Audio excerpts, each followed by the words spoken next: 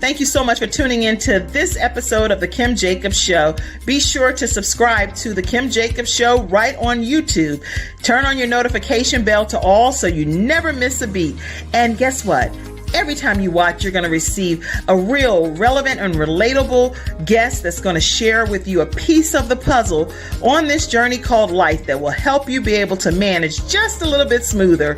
At the end of the day, the Kim Jacobs Show goal is to be able to provide balance to the world, one household at a time. Kim Jacobs Show. You're watching Kim Jacobs Show.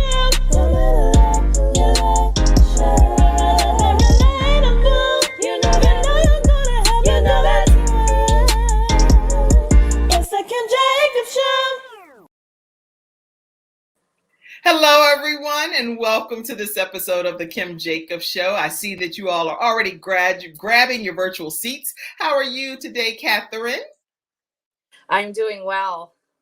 Good, good. I'm so glad to have you here on today's episode, and I want to make sure that you're comfortable and ready to go. I hear that you're in, did you say Euclid? Where are you? Ohio? Yes, in Euclid, Ohio. We were. What is that near? Yeah. Let's see. Well, where we're located, we're near Lake County on the border of Cuyahoga. We're in Cuyahoga County, but on the border of Lake County, approximately, I would say, like a couple hours away from Pennsylvania. Oh, okay. So, was a lot of snow? Because I know in Pennsylvania it was like about 9 inches or so of snow in the Pittsburgh area. How about where you are? We got about 1.5 feet. Yeah. OMG. Okay. And that's, oh my goodness, for me. Oh my goodness. Okay. So for me, I'm in the Charlotte, North Carolina area, and we did get some snow. I was excited about that because it snowed actually on my son's birthday. For me, that was like a big deal because he transitioned to heaven. And so having it snow on his birthday was like, yay. You know, he used to always request that it would snow. And usually we'd have to go somewhere. Yeah, we'd have to go somewhere cold, but it really would never snow that often. But now, every year, kind of since he's passed away, we have been able to have some snow on his birthday. So it's like, I believe God is allowing him to smile from heaven, you know? Yes. So, but I am excited to have you here today. I know also, you all may not know this, but Katherine Spencer is the wife of one of my former guests, which is Jackie Spencer. Now, Jackie, I'll pull that picture up right quick because Jackie Spencer, he suffers from dealing with. Well, you tell him a little bit about your husband. So, he deals with epilepsy. He's been his seizures are controlled for the most part, unless he has an offset, such as maybe he doesn't get enough sleep or he doesn't eat when he should.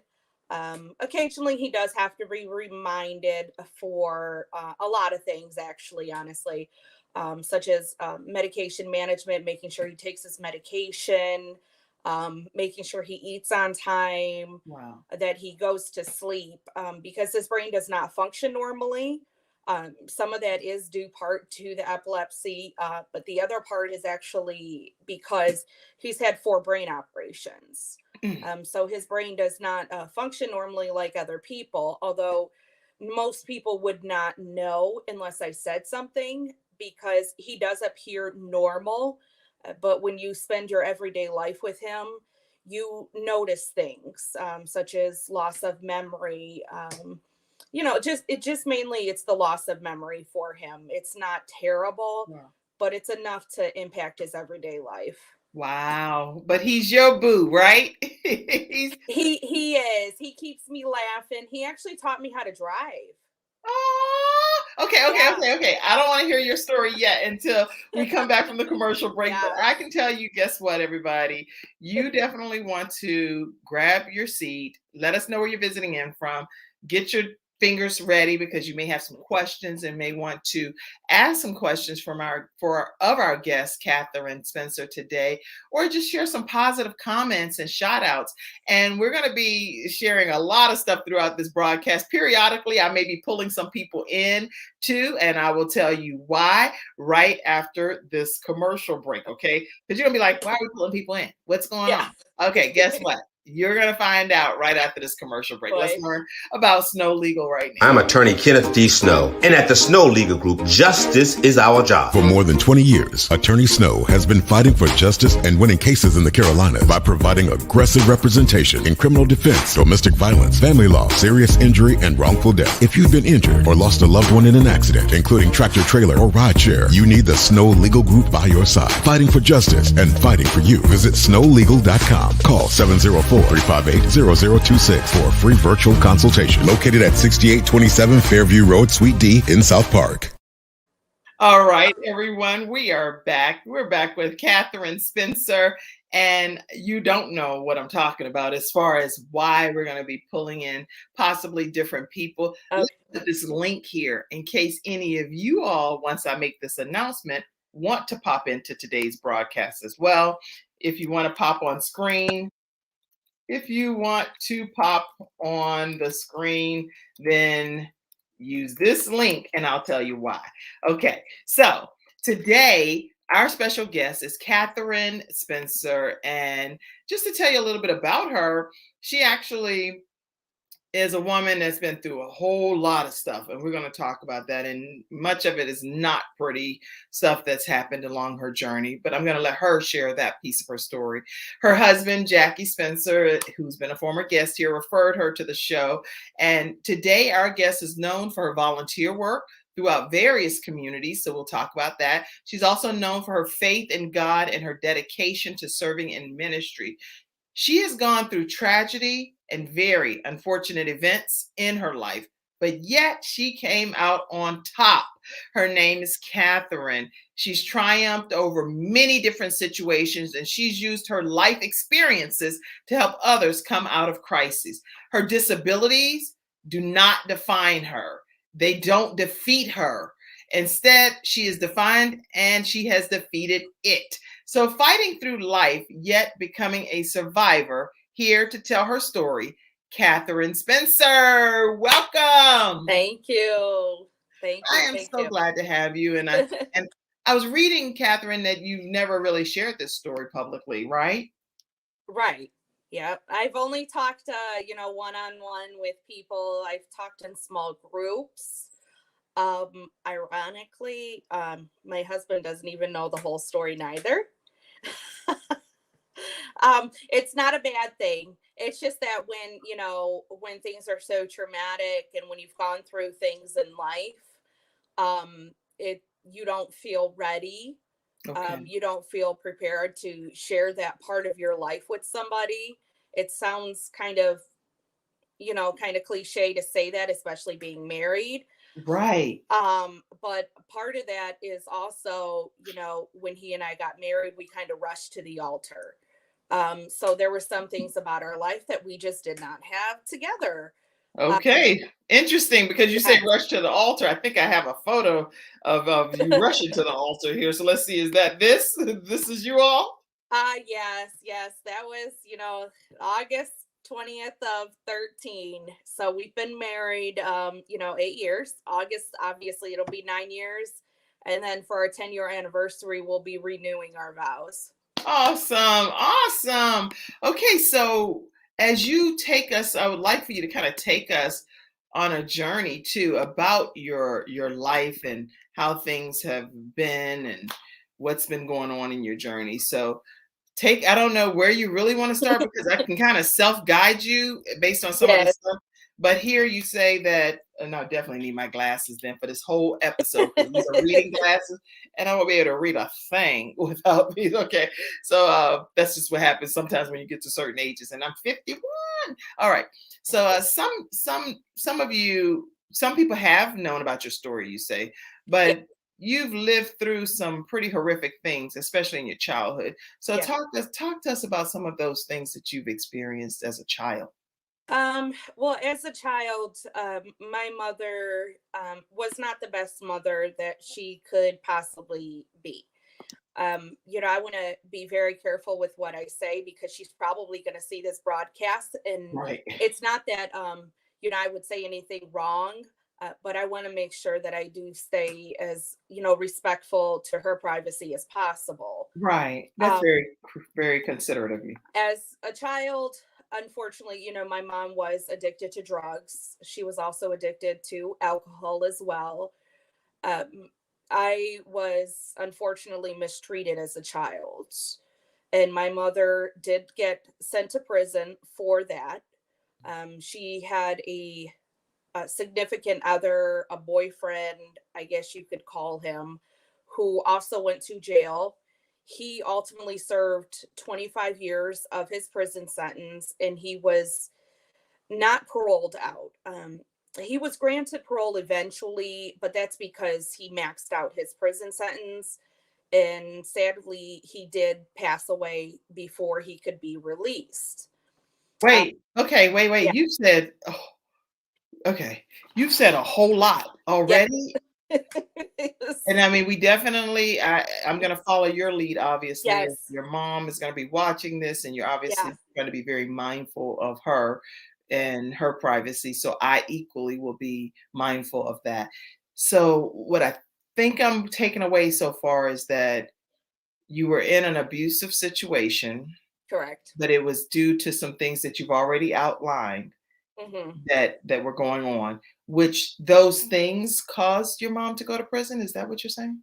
Well, she ultimately went to prison because of the abuse going on in the home. I did not actually, ironically, find out until I got to be an older age, and this is connected to my childhood, that my siblings and I, because I do have three half siblings. We have the same mother, different fathers. But during our childhood, we were not taken away just once. We were not taken away twice. We were taken away three times before the Department of Children and Family Services realized that she really honestly was not going to change. Um, and that's just an unfortunate situation with her. Um, she she ultimately went to jail. My eldest sibling, he went into the custody and care of my grandmother, which is my mother's mother. Okay. And my second eldest sibling, he went into the custody and care of his biological father. Oh, And my youngest sibling and I, we were the only two that went into the system. Not sure why, how it ended up like that. It's likely because they don't know who our fathers are. oh Lord. Yeah, so it's they didn't have anybody to place us with but the system. Okay. Whereas your other siblings had someone that there was next of kin that they could find, and Correct. they went into those to the care of those individuals. And in your case, you and your youngest sibling went with into the system. Right. He was adopted by one family. I was adopted by a total different family. I was not adopted right away. I was a foster child for quite a few years. My adoption, ironically, was not finalized until I was 10 years old. Uh, Oh, okay. and Okay. So yeah, a family adopted you at the age of 10. right. Now, you were in multiple foster homes and things. What was it? What was your experience from, because some people that have gone through foster care system have high reviews in regards about that, and others have had horrific experiences. So these are individual Yeah. experiences, not the views of the Kim Jacobs show. So what was your experience? And I don't know the answer to this. So what was your experience? My experience, the best way that I know how to say it was horrible. A I was foster care situation? uh well, the first foster family that I had while I was in kindergarten, I was only with them for 1 year. They were absolutely fabulous people. When I say fabulous, you couldn't have asked for better people. Um, and then I did not know at that time that they were talking with my kindergarten teacher and her husband. And the day I graduated kindergarten, I went home with my kindergarten teacher and her husband. They became my foster parents from the age of 6 all the way up till 10 when they finalized my adoption at 10 years of age. Unfortunately, I don't know the exact reason. They have chosen not to be a part of my life. They have abandoned and disowned me. I couldn't honestly tell you why, because a lot of people ask me, that's the number one question that I get about family. And I really don't know why. And the only thing that this was your foster family or your this is my foster family that eventually became my adopted family. and this was like a kindergarten teacher of yours too? Yeah, she was my kindergarten teacher originally. Oh, okay. So now you thinking that you have safety finally. Somebody who Right. you obviously had a good connection with, you may or may not remember, but obviously she felt she had a good connection with you in kindergarten, right? Yeah. Yeah, I mean, she ironically, she saw a gift in me. And so when she had a troubled child in her classroom, she would actually call me off sick in school. And she would have me come over to her classroom to work with those kids. Because if I can relate to you, I do really good. So I'm not sure the circumstances. A lot of that honestly could have been because I was put in placement such as Parmadale, Fox Run Hospital, Christian Children's Home of Ohio in Worcester. You're in those facilities for various reasons. Parmadale is no longer existent because if everybody knows the story behind Parmadale, they know why it's no longer here. No, well, everybody does not know the story, so Yeah. please share some of the story. Because other than that, people are going to be texting me later Yeah, and be like, Kim, why didn't you ever tell us about Parmadale? So tell us, what is the story behind that? Parmadale, and this, happened. One of the incidents while I was there, I can give you an example there. There was a gentleman working there who ironically turned out to be a biological relative of mine. That is a big no-no. Did he know that I was there prior, to him working there? I don't believe so, not to my knowledge. But Parmadale. Where were you? What do you mean? Where being Well, there? Where's there? Well, at Parmadale when I was a resident there. Oh, okay, okay. I was probably, I'm gonna guess maybe I was about 14, maybe 15 years old when I was at Parmadale. So Parmadale's a place. Yeah, it's a facility. The best way I know how to explain it, it's for children that not only have mental health issues, but maybe behavioral issues as well. It could be anybody that's developmentally disabled and family just is not able to take care of them because of their type of needs. It's a wide variety. At one time, years ago, it used to be an orphanage. Okay, So, yeah, I see. It specializes in applied behavior analysis, individual yeah, group psychotherapy, psychological evaluations, is dedicated to quality mental health treatment for children. Okay, because I wanted to make sure that I'm saying what's happening here. Okay, so right. you're in this Parmadale facility. You have a biological family member that is not supposed to be anywhere near you according to the adoptive process. Is that what's happening? Right. Yeah. Because I don't think that he had prior knowledge that I was even there, honestly, because I was going up underneath a different name. Okay. So once you all discovered, you didn't know that he was your biological family I member? Or did you find actually it? did. Ironically, I did. I have a when I say a good memory, now it's not as good as it used to be, but back when I was a child, I only had to meet you once and I knew you. Right. And I just remember looking at him one day and I'm like, oh, you got the same name as my aunt. And he looks at me, he's like, oh, okay, I don't know her. And then when I blurbed out my mom's name and I said, well, her sister's name is, and that's my mom, he looked at me and his eyes got big and he goes, oh, I know you. And he ultimately, they let him go. There were some rumors flying around that I had thrown accusations at him. I didn't do that. I'm not sure where that information got to him from, but Parmadale, it's well known for their harsh treatment towards children. I mean, even after I was there was a young lady that was killed because of an illegal restraint. Okay.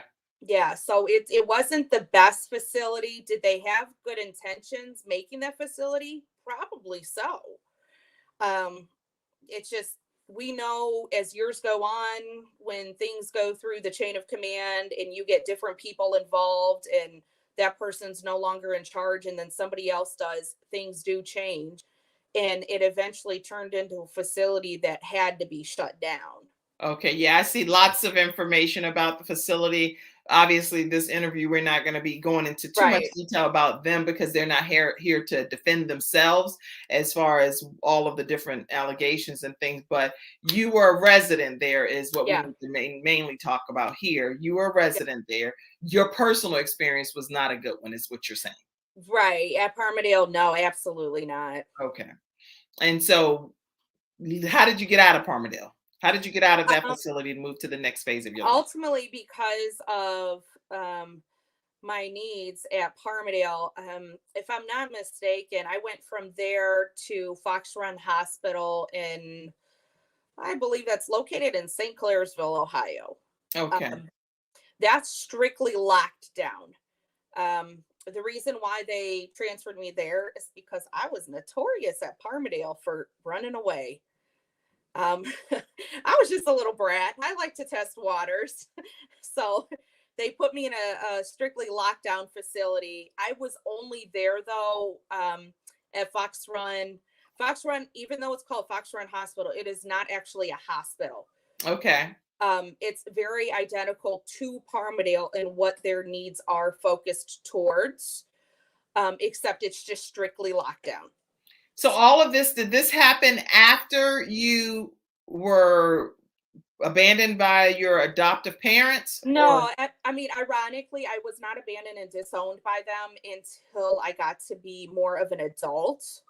Um, I mean, the last time I actually saw them, let's see, I was married August of 2013. October of 2013 was the last time that I saw my parents. I And have how did they say we're no longer going to be your parents? Like, They actually didn't. I remember talking to my adoptive father and I asked him because it was more of a curious question. I just noticed that when I was getting birthday cards or Christmas cards or any type of cards, they would sign their first name. They wouldn't sign mom and dad. So I asked my dad, I said, I'm curious. I said, who am I to you? What do you think of me? And he goes, well, I don't understand. I said, well, am I a friend? Am I somebody you just happen to know? Am I hmm. your daughter? Am I a nobody? Am I a nothing? What am I?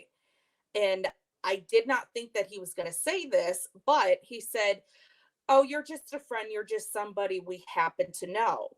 I said, well, why don't you consider me your daughter? He goes, because you weren't raised by us. You were raised by the system. We didn't feel like parents. Wow. Okay. And so the whole time up until this moment, Yeah. you're thinking that this is your mom and dad. Yeah. I had more of a connection, though, with my adopted father because I do not know my biological father. So automatically, when I got adopted, it was very, I mean, they kind of expected that I was going to linger more towards him.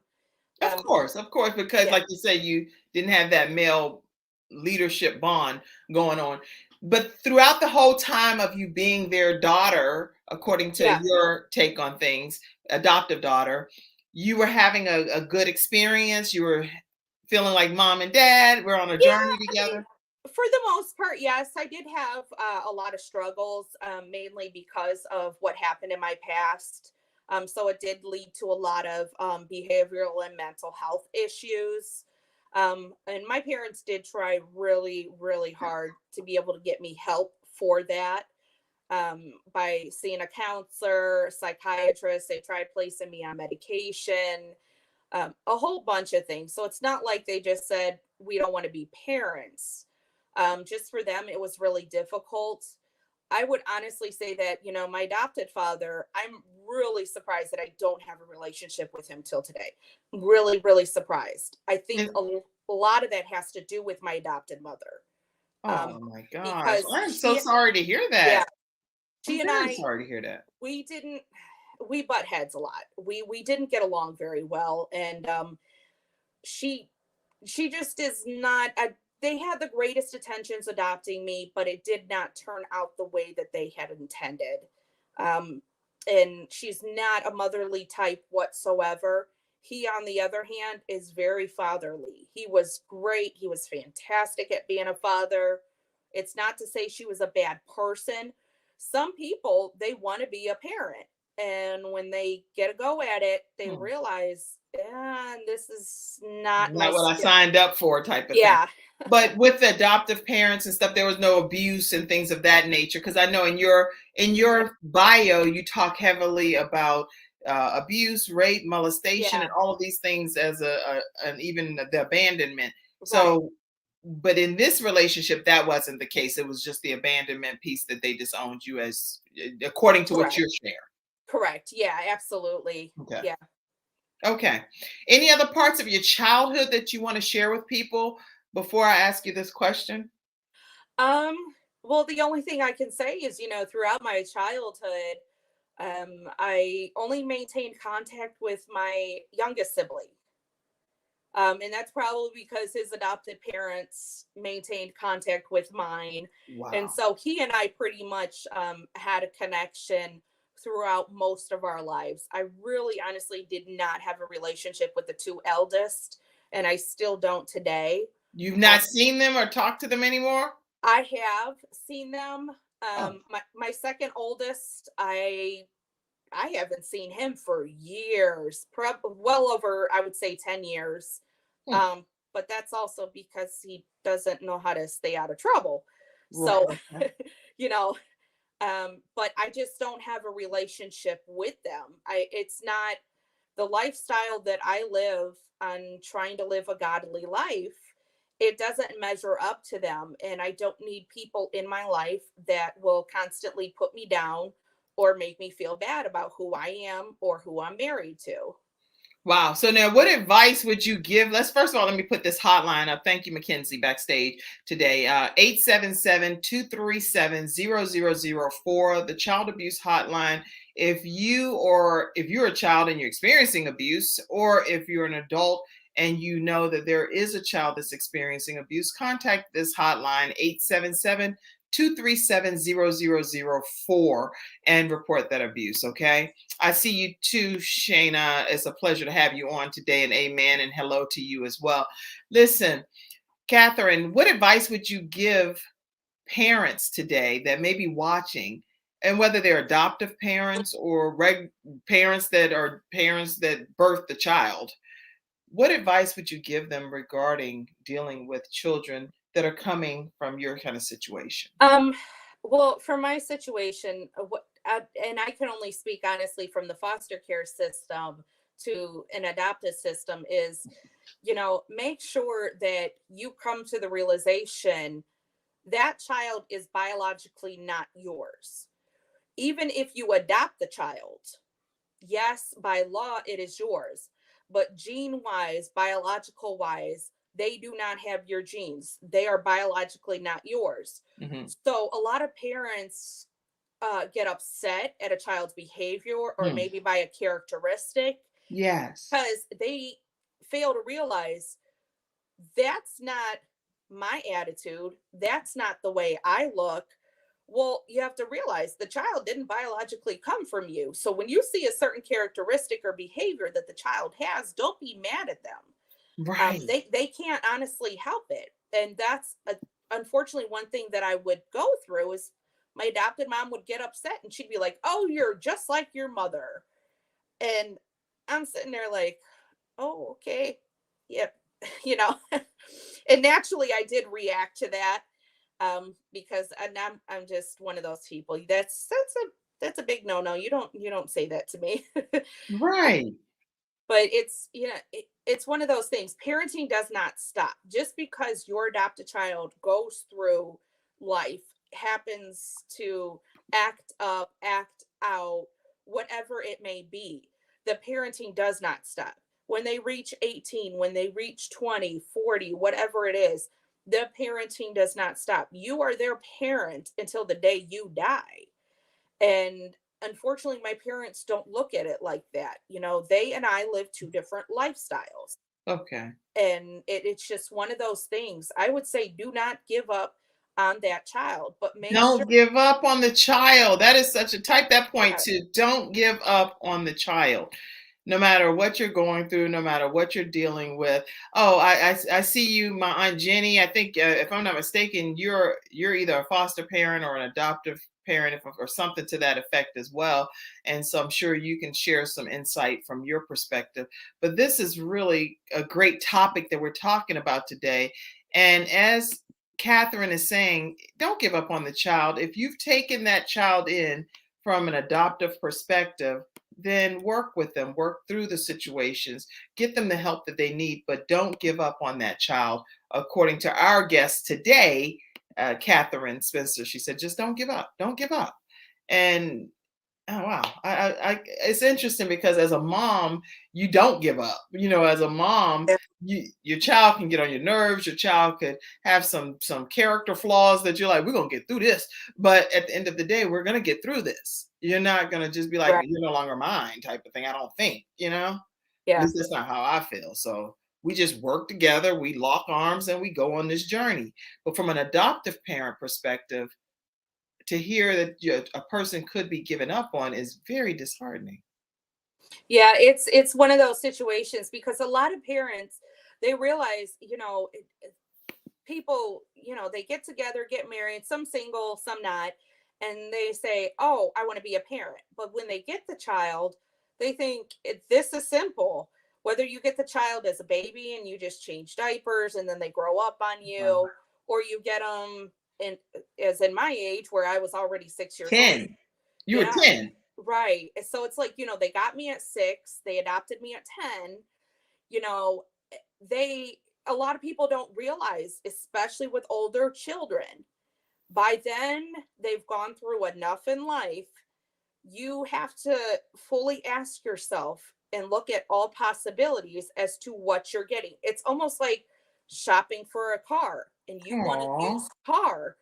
You have to say, okay, this one might have issues, but this one doesn't, but that's out of my price range, so let me go with this. Oh, that's so sad that you're even comparing this like to a used car. It is kind of ironically in a way, and it sounds sad, but you have to look at it that way. And the reason being is because when you want to be a parent, especially to an older child, you have to realize that they come with issues, and you have to ask yourself, if they do this, Hmm. am I going to be able to handle that? If they Wow. do that, am I going to know what to do? What about if they decide to steal from me? What about if they have a pyromaniac problem? And it's not to say that all these children will, and people will sit there and say, well, you're thinking of things that probably won't happen. Probably so. But Right. you have to look at all possibilities. That way you are fully prepared and you know how to handle that. Wow. Okay, this is some some deep stuff that she's sharing here, and I know we've been typing some of the points backstage. But listen, if you have adopted an older child because they're older, keep in mind that they may have some issues that come with them that they've already experienced in whatever system they've been in, whether they've been with their original parents and they've been taken away, or they have been in the foster care system and now transition into the adoptive process. Just be mindful that they may already have some things that come along with them. Right after this commercial break, we're going to talk about how you now have transitioned into your adult years. I know you went through some things with abuse with that, but ultimately, obviously, you're here with the love of your life. So take us on that journey right when we come back, okay? And I want to make sure that right when we come back from this commercial break, that I share something that's happening because I have someone backstage for you as well, okay? Oh And so when boy. we come back, we're going to make a quick announcement so I can let that person go. And we're going to carry on with your story. So let's talk right now about a specific thing that I think that's important for you all to know. Samantha Benson is now with a company that helps. I'm going to just read the script that I think is going to be helpful. Death is always unexpected. Whether it's the loss of a loved one is caused by a natural disaster, accidental loss, or just natural loss just due to illness. But one thing is for sure, the loss of a loved one causes an emotionally and financially stressful situation, causing two heartbreaks at one time. It's why having final expense insurance customized plan for all ages 0 to 85 is all about you. Protecting your existing life insurance helps to pay for unexpected expenses after the loss of a loved one, and exclusive funeral advocacy program that immediately allows them to step up on your behalf. You can also get some type of, they said here, stop giving away all of your life insurance money just to funeral homes nationwide, but your family or your nonprofit charity can get more financial support by keeping your legacy alive. So Getinsured.solutions is a final expense insurance company, and you can leave a legacy, change the world, and help your family by reducing emotional stress and less financial stress when they need it most. So this episode's sponsor is Samantha Benson. She's the CEO, and Getinsured.solutions is what she's offering. Thank you for being today's episode sponsor. All right, so Katherine. Yes. We have something special backstage for you, because guess what? We found out that, let me change this whole background for a second, mid-show here. I'm quite excited to announce that a little birdie told us, actually for me, it was Shannon on our team. Shannon on the Kim Jacobs Show team told me. But we found out that it's your 40th birthday. So happy birthday to you. Happy birthday. So we want to make sure that we celebrate you today on behalf of the Kim Jacobs Show team. And we have someone here to sing a special happy birthday to you. Welcome, Phil Walters. How are you, Phil? You're muted. Oh, there you go. I muted you. Go ahead. How you doing today? I'm doing good. Good. Well, a little birdie told me too that today is your special day. So I just wanted to serenade you with a birthday song written by one of the greatest songwriters of our age. So we're going to do it Stevie Wonder style. Happy birthday to you. Happy birthday to you. Happy birthday to you. Happy birthday to you. Happy birthday. Happy birthday. Happy birthday. Happy birthday. Happy birthday to you. May God bless you. Awesome, Phil Walters. Now, just so you know, because you've been talking about a lot of life challenges and things that you've had to overcome, Katherine, I want everybody here to know too that Phil Walters is a musician, but he is also lives blind. And Phil, just for like 2 minutes or so, could you please just tell a little brief portion of your story so people can understand that you playing that keyboard right there, blind, is nothing short of amazing. So can you just tell us real quickly your story? Yeah. And good morning, everybody. So I've been blind now. Wow, I think it's 16 years now. I lose count. It's been so long. I lost all of my vision, or the rest of it anyway, on Valentine's Day, 2006. So I always tell people, a lot of people got chocolates and cards, and I got total physical darkness.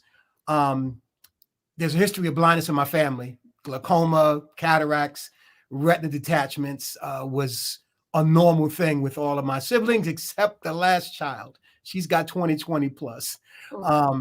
2006, I lost the remaining vision in my left eye. I was already blind in my right eye since 7. So I had to learn how to do things differently. So there was some trials and some struggles. And for a while there, I had my little pity party, had my balloons and confetti, went into a major depression. There was a lot of things going on in my life at the time, musically, writing music for other people, shopping music for deals with labels and working on my own projects as well as other people. So everything came to a grinding halt for a while. And, like I've shared this story before, there was so much time that I was spent in a cocoon. I stopped eating. I didn't socialize. I got rid of most of my recording studio back then. And, I was just laying around, just waiting to expire, basically. And one night I just felt my spirit man leaving my body, and it terrified me. And I called on the name of Jesus Christ 3 times, and my spirit man kind of creeped back into my body. And I heard this calm, smooth voice on my mind said, "Are you done?" And I was like, "Yeah, pretty much." So I was like, "Well, get up, because I got something for you to do." And I did want to share something else right quick, Kim. I was listening to the story.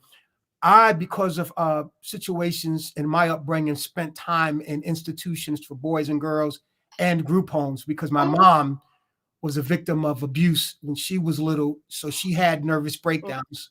And when she'd have these breakdowns, we'd had to be placed. So I know what it's like to come up in group home system or the institution systems of New York City for boys and girls. But I tell you what, through it all, by the grace of God, we're still here, and we still can contribute, and we can share our testimonies and our stories with the hopes that it would encourage others to press on. Wow. Well, I'm really grateful that you took the time to be here today. Catherine, do you want to say anything to Phil Walters? I'm actually very impressed. I would have never, and yes, I mean, wow, you're doing all of that, and you can't see. I mean, it goes to show you that despite somebody having, whether it be physical abilities or a disability, I mean, I've never really looked at anything like a disability. I look at it as ability, but we just do things differently. Good. And it just shows that you're a very strong individual. Oh, praise God. Thank you. Thank you so much. Well, listen, everybody, grab music from Phil Walters. I want to make sure that you all know he took the time out of his day today, and he does music all the time. He trains other people how to play the organ and keyboard and different things. He's a teacher of music too, and he's blind. And he actually is training other blind individuals to be able to use their gifts and talents. So go and support Phil Walters. All of his music is available via download, audio downloads on iTunes and all of the different outlets. All you have to search is his name, Music by Phil Walters. And you can also go to philwalters.com and stay connected with him. He's also married, and he's married to a blind young lady who's absolutely gorgeous too. So I'm just honored to have you come on today too and just surprise our guest, Phil. Thank you. Thank you. And thank you for the opportunity to share. Y'all have a blessed and wonderful week. You too. Have a great one. Okay, bye. Bye. Bye-bye. All right, everybody. Listen, right after this commercial break, we're going to be back talking with Katherine Spencer. Katherine, take us into your adult years when we come back so we can hear some of the positive parts of your journey, because I know that, yes, you've been through a lot, but you came out on the other side, and I want people to walk away knowing how we can triumph in the midst of a lot of circumstances and situations. So right after this commercial break with Silver Shield Security, we'll be right back with Katherine Spencer. It's not just another day. It's a brand new day, full of all the fun, love, and laughter you and your family create. Silver Shield Security understands feeling at home means feeling safe and happy. No credit checks, no contracts. We offer payment arrangements, and we'll even give you a free door camera. Find out how we can brighten your day even more at silvershield.security.com. Silver Shield Security. All right, everyone, and we are back. We're talking with Katherine Spencer today as she has triumphed over a lot of life-altering situations. Talk to us about your adult years, because you've gone through this in your childhood. It seems like your abandoned type of adoptive parents stayed with you until kind of your adult years. So you had somebody caring for you. At least you thought they were there with you. Yeah. Now, what happened in your adult years? Talk to us. In my adult years, I met an individual, and I was with him for 11 years. Okay. Married, dating? We weren't married. We were common law husband and wife. So, he was not the kindest person in the world. Um, he turned out to be very abusive. It was a domestic violence relationship. Oh my Um, gosh. yeah, the main reason a lot of people, regarding that relationship, the main question that I get is why 11 years?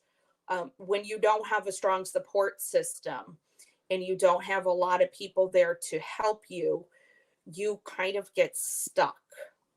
And that's what happened to me. In addition to that, he had a strong connection with the police department. So, because of that, they were in a way sort of protecting him.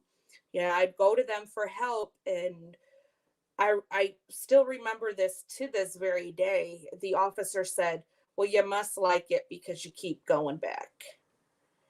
And Why did you keep going back? I had nowhere else to go. I tried to go to a shelter. I was taken advantage of in the shelter. And it scared the living mess out of me. I mean, here it is, I'm around all these other women. I don't know them, and I'm already funny about, being around people. I'm more of a small crowd person. I don't like being around a huge amount of people. It's just out of my comfortability zone. And, when you're in a shelter, unfortunately, you're in a very large crowd. And most of those people did not have the best upbringing. Some of them did. A lot of them are drug users. Some of them are prostitutes. So you get a wide mixed range of individuals. And You some don't, are just people that have fallen upon circumstances and right. situations that Yeah. have had good upbringings, and they just got to be there for a minute Right. too. Yeah. So it's just some fair balance here that people that are in the shelter, not all of them are strung out or prostitutes, Yeah. things of that nature too. So, Exactly. but in this case, you had a bad run in. Yeah, I did. I mean, my social security checks were stolen on multiple occasions. Hey, I had a stolen identity while I was there. This shelter, I don't believe is any longer existing. Where it's at today, I wouldn't even know. And it's just one of those situations. The homeless shelters, especially in the greater Cleveland area, are not they're not the best. wow. Tell you, Okay. they're not the So best. you've had some doozies. Listen, you've had some doozies of some Yes. experiences, right? So now Yes. you go through this relationship, 11-year relationship, and Yes. it's domestic violence. We're gonna it's just a lot. It's a whole Yeah. lot. And we'll put the domestic violence hotline up for you. Mackenzie, put the numbers for safe before I put that up. What are the numbers for safe? And we'll put that up there as well for you guys. I think I have it somewhere anyway. Let me just look right quick, and because I definitely want you to know that there's help out here. If you're dealing with domestic violence, if you're dealing with situations that's beyond what you can personally handle, then reach out to someone else that can help you. If it's sexual assault, let me put that as 800-656-4673 is 24-hour National Sexual Assault Line. There are numbers and things out here and available for you, and we'll put it in the comment section too, that you don't have to go at these things alone. There's somebody to help you through these various situations. And as far as the domestic violence, I'll just go ahead and put this up. And oh, here it is. It's right here. Thank you, Mackenzie. Let's see. So you'll have this as well. And this is the domestic violence hotline. Why I need so much help, Mackenzie? You're a blessing back there today. Thank you. Domestic violence hotline. I'm talking to one of our backstage team members there that's helping me backstage. So domestic violence hotline is 877-237-7223, or you can 877-237-SAFE. If you want to remember it and just say, okay, it's 877-237-SAFE or 877-237-7223 is the domestic violence hotline. Give them a call if you are in need of help and direction and counseling or advice, or recommendations, make sure that you call them. Dennis actually says, "Hi, Queen Kim. How are you? King Dennis." Okay, we love you as an audience. Thank you so much for your compliments. I appreciate you all being in the virtual studio audience. Without you, what would the show be? All right, let's see. TW Utzig says, "Amen, Jackie King Spencer." Okay, so Jackie King Spencer made a comment. We'll go to that. Churches stopped doing what they are supposed to do, and now the government is almost the sole provider of people's needs. Wow, okay. Interesting comment. Let's see. Let's see what Jackie's comment was. He said, "Today's church should be equipped to accommodate these issues from the inside the church, just like Jesus did for the blind man that he healed with mud with a little bit of spit mixed in. The blind man got his sight restored by humbling himself, washing the mud from his eyes." Interesting comment as well, Jackie. So, and that's where TW Utzik actually responded. All right, so keep your comments coming in and your shout outs, and we'll make sure we pop them up. Catherine. Yes. Now you've been through this domestic violence, you got out of that. Yes. How did you finally break free from that? I'd like to hear. It took years of trial and error. It sounds kind of weird to say that, but I had to go through years of battling and dealing with mental health issues. Okay. And I made sure that despite what my struggle was, that I stayed in church. And a church honestly has been my key connector to me staying the way that I was. Just a small background. I came from a very conservative church. And when I say conservative, the service was an hour. The sermon was 30 minutes. Children were not allowed in service. There was no clapping. There was no swaying. There was no shouting. They considered that disrespectful to God. Now, that's not where I got my freedom from. Okay. It's when I came to Cleveland. When I came to Cleveland back in 2000, even though I was naturally born in Cleveland, and I came back to Cleveland, I stepped a foot in a church called Mount Gilead Baptist Church. It was Southern Baptist. And I honestly thought that everybody had lost their mind. Okay. I had never been exposed to that. I was a little bit scared because I thought these people were possessed because I did not understand. Okay. And now here it is. That's all I know. And I love it. And when I say I love it, the reason why I love that sort of atmosphere is because for somebody that's so energetic, such as myself, I can clap, I can shout, and I can bounce around in church and get away with it. That's just, I can be me. And I absolutely love it. The music, I mean, everything's upbeat. It matches my energy. Obviously the church that I'm at now, it's not a mega church. It's a much smaller congregation than what I'm particularly used to, but the people are so nice. And when I say they're so nice, my husband and I are at a church called Greater Bethel. It's Bethel, Cleveland in Middleburg Heights, Ohio. Okay. Yeah. And when I say what drew me to that church, I just honestly visited. I didn't have any intentions of, joining or anything like that. But the people were so nice. And I was like, what's the catch? You guys are a little nice here. They said, no catch at all. And when you find the right clique, you find the right group of people, you find where you belong. And at this church, they honestly do treat me like family. And that really does help. It helps with me, considering that I don't count myself as having family, but it also helps my husband at the same time because his family is in North Carolina for the most part. And here he is in Ohio, and all we really have is each other. Okay. So to have that strong connection, with a good church, it really honestly does help. Is it easy? No. Okay. Because when you want to give up, you have to make sure that you have the right group of people at that church that know how to keep you going.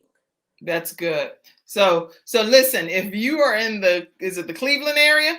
Yes. The Cleveland area, you definitely want to take a moment to go and visit that church that is new. Is it New Bethel? It's called Bethel, Cleveland. The location that my husband and I actually happen to go to is in Middleburg Heights. All right, so go visit Bethel, Cleveland, and Middleburg Heights, and definitely you may be able to get to see this beautiful soul and her husband. And he said here, you know where we met, baby. He like, yeah, hey. We met in church. He and I met in church. I allowed God to do this one instead of me going searching, doing my thing. I allowed God to work with me. Excellent. Yeah. And this is what God worked with. He worked with her and her Boaz, and Mr. Jackie Spencer, and they mirror each other's energy and love and compassion for each other. I have lots of photos from you guys. Y'all are obviously meant for each other. Here you go. Enjoying yourselves. I got some love photos too. There you go. Yeah. So y'all are connecting on a whole different level.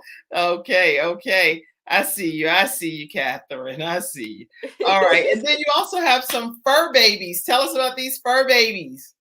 Okay. Now, the cat, I've actually had her, oh goodness, I've had her since about January of 2013. She's almost 19 years old, ironically. She's actually going to be 19 this month.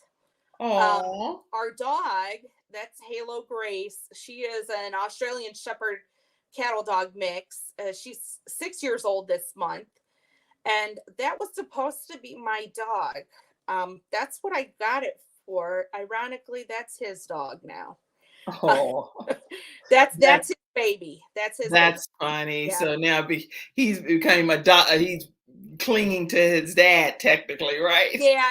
She my husband was very upset because I didn't tell him I was getting a dog, and he was asleep, and I just plopped the dog on the bed, and he was so mad and wanted me to get rid of the dog. And I almost did it one time because he requested it.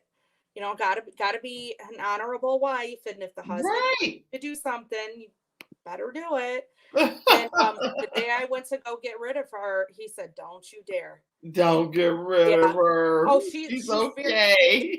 She's very obedient, and she's self-taught, meaning she taught herself how to respond to my husband's seizures, and when he's stressed, or maybe he needs help remembering something. So like a service dog. She's a service dog for him. Yeah. So he needed her, and he was about to get rid of something that was going to be a blessing in his life. Yeah. Right?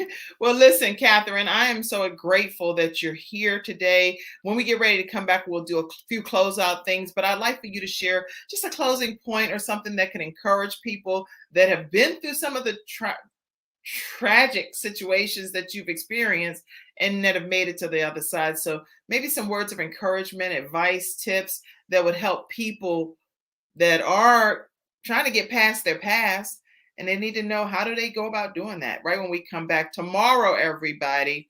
What is tomorrow? Tomorrow is Wednesday, the 19th. Yes. So tomorrow we are going to have a guest that's going to come on and talk about her passion, how she started her passion, and she's going to be sharing some tips. Any of you that's interested in media, TV hosting, producing, writing, anything of that nature, you want to be in your virtual seats, because she's going to be sharing a very strong passion that she has and sharing very specific tips. That's Christine Blanchett on tomorrow. And then we have on the next day, we're going to have the loss of a child. Victor and Rose Slade will be on. They're going to be talking about their son and their foundation that they started in honor of him. So you don't want to miss that. Their story is one that's very endearing and heartwarming.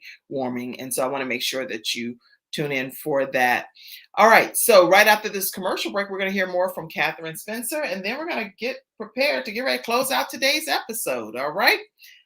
Let's go here. This has been an interesting episode because you've taken us on a lot of different components, but we'll be right back. I'm attorney Charles Everidge. I started out representing insurance companies until my father was seriously injured at work. 4 of his fingers were amputated. Our family went through a lot, so I know what you're going through as an injured worker. If you've been hurt on the job, call me now. I'll fight to get the workers' comp benefits you may deserve. I'll fight for you like family. Put my experience to work for you. Call 704-457-5000, the first call for injured workers. All right, everyone, and we are back, and I do want to acknowledge our final episode sponsor, which is Lamb Funeral Home. They're located in the Concord, North Carolina area, but they're certified in all 50 states. They are eager to serve your family. They have over 28 years of funeral home experience, and Mr. Terry Lamb is actually a veteran, so he knows all the ins and outs of veteran benefits. You can reach them at 704-782-3011, or you can visit them at lambfuneral.com, lambfuneral.com, and let them know that the Kim Jacobs Show sent you their way. So your closing comment, 40-year-old, what's your closing comment? Ironically, I found two small things that I really believe would be essential for people to hear. This is actually something that I found, a saying that I found on somebody's Facebook, and I thought it really honestly applied to today. It said, when you want different for yourself, you have to start moving different. Old keys don't unlock new doors. Good. That's good. The second thing basically says, keep moving forward. Crawling is acceptable. Falling is acceptable. Let's see, what else does this say? It says, this sounds funny. It says puking is acceptable. Crying is acceptable. Pain is acceptable, but quitting is not. Good. So you just keep on fighting. You don't give up, no matter how difficult it is. If something doesn't work, put it to the side, assess it. Figure out what's not working. Is it doable to try something new, or do you have to just throw the whole thing away and try something completely, totally different? But the main thing is don't give up. Don't give up. Don't give up, everybody. That's the closing comment from Katherine Spencer today. Make sure you subscribe to the Kim Jacobs Show. If you haven't supported financially, go ahead and take a moment to do so. Screenshot this and pour into the broadcast. It's the only way that we get a chance to keep the program coming to you daily at 11 o'clock a.m. Eastern Standard Time.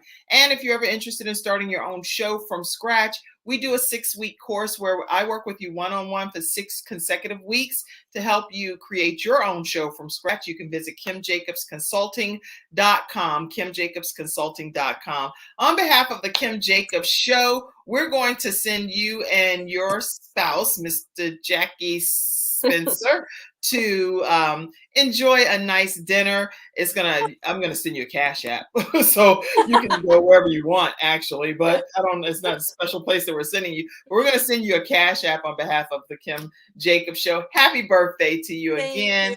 Happy 40th birthday! And we hope that it is a blessed one. Thank you for being our guest today, Katherine.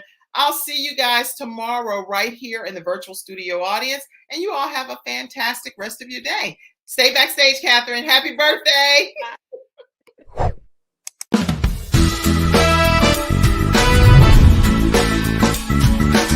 Hello, everyone. I'm Kim Jacobs, host of the Kim Jacobs Show, where we're bringing balance to the world one household at a time. Listen, we go live every weekday, Monday through Friday at 11 o'clock a.m. Eastern Standard Time. I bring guests on that talk about their backstories, things that they've had to overcome to become who they are today. Many of them are balancing and juggling life, and they've become experts in different fields.